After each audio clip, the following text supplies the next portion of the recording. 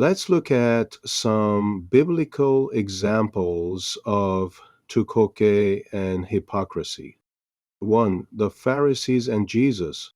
The Pharisees often tried to discredit Jesus by pointing to actions they deemed improper, rather than addressing his teachings. For instance, in Matthew 12, 1-8, they accused Jesus' disciples of breaking the Sabbath by picking grain. Jesus refuted them by highlighting their lack of understanding of mercy and the law's intent. This is a prime example of the Pharisees attempting to distract from the truth by accusing others. 2.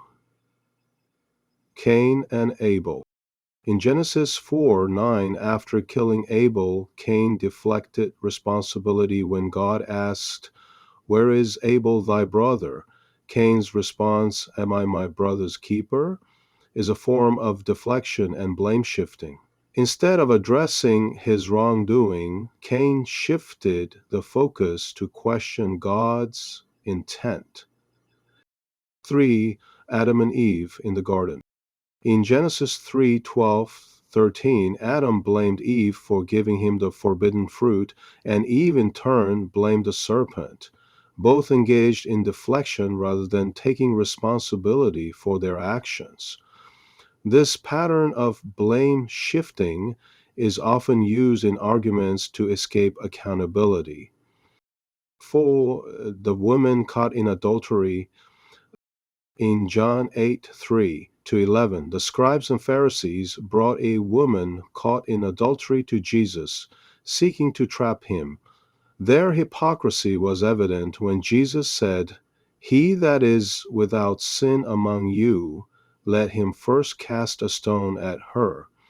Instead of recognizing their own faults, they deflected by pointing to the woman's sin, hoping to use it as a tool against Jesus.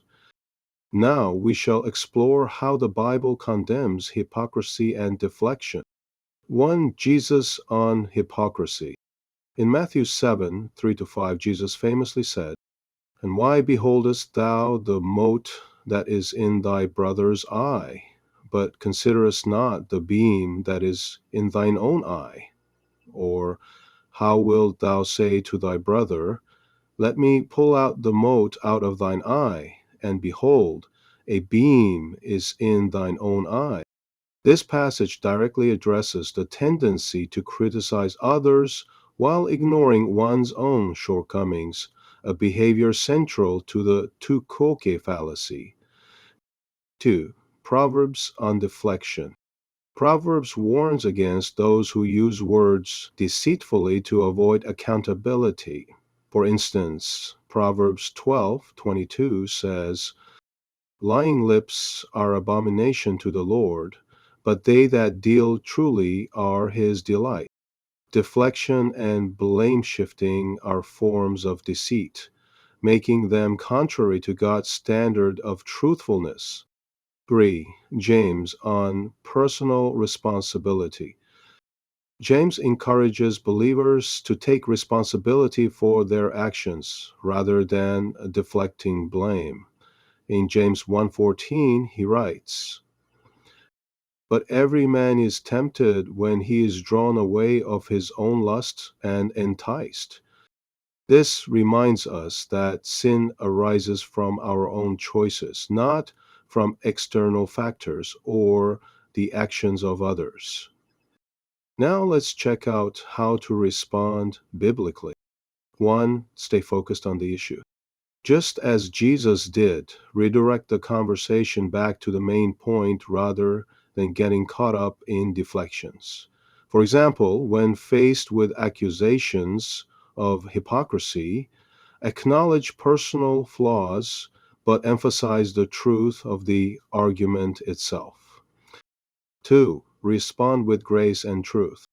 Jesus modeled a balance of grace and truth when responding to accusations. In John 8, he did not deny the woman's sin, but also did not allow her accuser's hypocrisy to go unchallenged. 3. Examine yourself first. Before addressing others, ensure that your own actions align with your words. This is reinforced in 2 Corinthians 13:5. Examine yourselves, whether ye be in the faith, prove your own selves. In conclusion, the Quoque Fallacy is as old as humanity itself, appearing throughout the Bible in instances of blame shifting, hypocrisy, and deflection. While it can be a powerful tool in manipulative arguments, the Bible provides clear guidance on how to avoid falling into this trap and how to respond when others use it against us. By staying rooted in truth, examining ourselves, and addressing issues with grace, we can counter this fallacy in a way that honors God.